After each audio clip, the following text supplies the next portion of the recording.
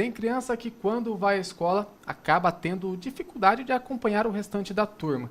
Nem sempre o problema é grave. Os motivos podem ser muitos, e nesse caso, é sempre bom procurar ajuda profissional.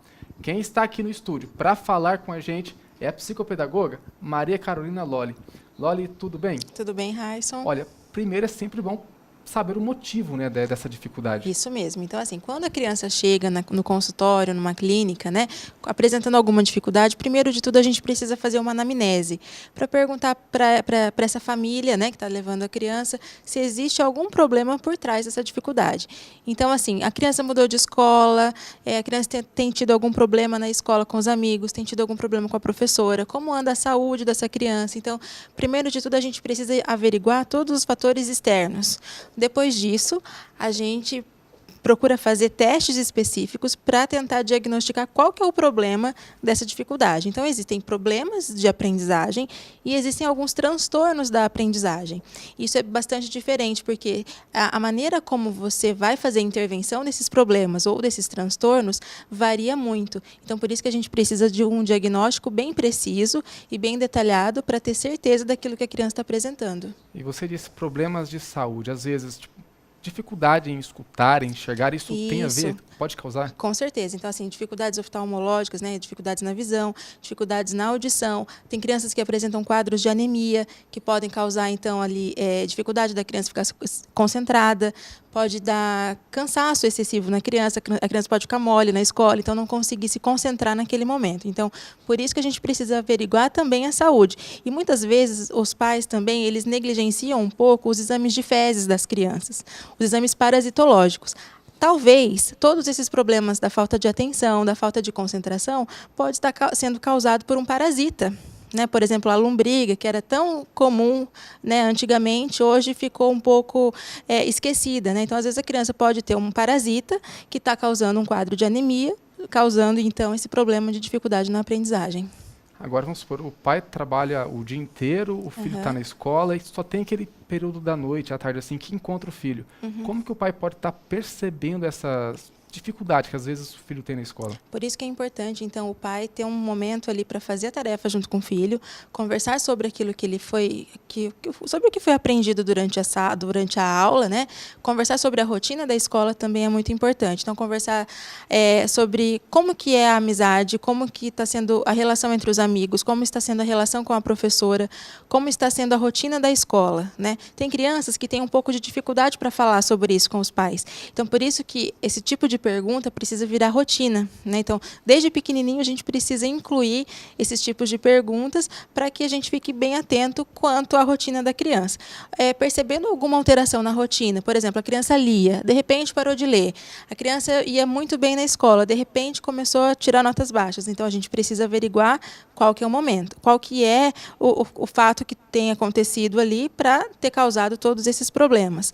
Outra coisa que os pais precisam ficar bastante atentos é o encontro com a professora, com a equipe da escola, né? Não só com a professora, mas com a coordenação da escola também, para saber como que esse aluno está se comportando, que tipo de dificuldade que ele tem apresentado, por que essas dificuldades acontecem. Muitas vezes a professora ela pode ajudar muito quando o aluno apresenta algum tipo de dificuldade.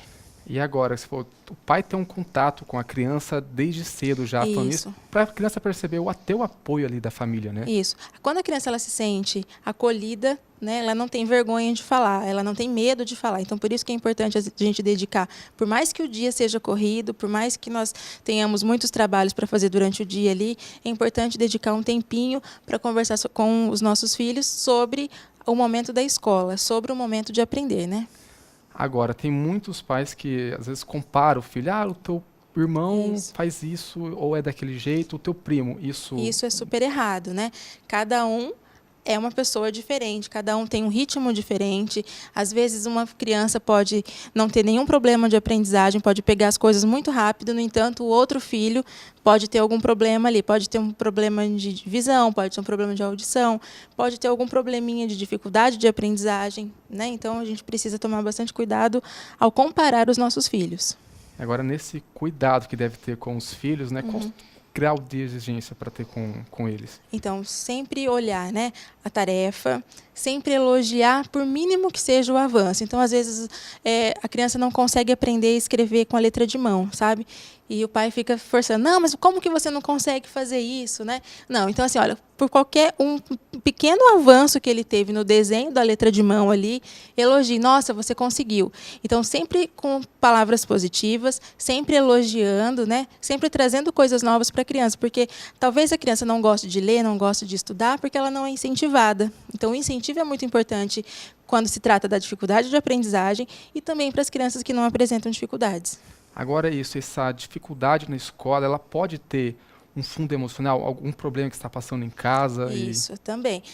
Além do fundo emocional dos problemas, às vezes o pai está se separando, o pai está brigando com a mãe. Às vezes a criança é muito comparada com o irmão mais velho, que só tira notas boas. Às vezes aconteceu alguma coisa com os amigos na escola. Às vezes a professora falou de um jeito que ele achou que a professora estava ríspida com ele. Então, tudo isso pode ter alguma relação, sim. E outra coisa, a parte emocional, afetiva da criança ali, ela é muito importante quando a gente fala de dificuldades na aprendizagem. Talvez a criança não tenha problema ou distúrbio de aprendizagem nenhum. Talvez é só o lado emocional, afetivo emocional que a gente fala, né, que está com algum problema, que está debilitado. Então, mexendo na autoestima da criança, elogiando essa criança, dando carinho, atenção para ela, consequentemente, pode ser que ela tenha bastante avanço.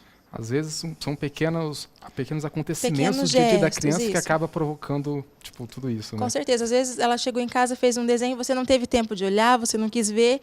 Por aquele motivo que você não tenha visto o desenho, a criança não quer mais fazer o desenho. Ou senão ela quer te mostrar uma leitura. Você fala, depois eu vejo isso, agora eu não tenho tempo, não quero ouvir, não sei o quê. Então a criança ela fica desmotivada, é um motivo para ela não querer mais ler, por exemplo. Né? Então por isso tem que tomar cuidado. E tem casos de usar medicamento por causa dessa dificuldade no aprendizado? Sim, existe. Principalmente quando a gente tem um caso de um distúrbio chamado TDAH, que é o transtorno do déficit de atenção e da hiperatividade. Só que para ter o uso desse medicamento, né, é necessário que seja feito então um diagnóstico bem apurado, bem preciso, para não ter confusão com outros transtornos que podem ser resolvidos sem o medicamento. Porque o medicamento usado para esse transtorno do déficit de atenção e da hiperatividade ali, ele é um medicamento bastante sério o uso dele, porque ele precisa ser monitorado, ele causa dependência. Então tem crianças que se acostumam a tomar esse medicamento e sem o medicamento não conseguem mais estudar. Então, por isso que precisa ser bem monitorado. E às vezes, com a dificuldade lá na escola e conseguir acompanhar a turma mesmo, né? Às vezes os colegas falam, você não consegue, você é burro.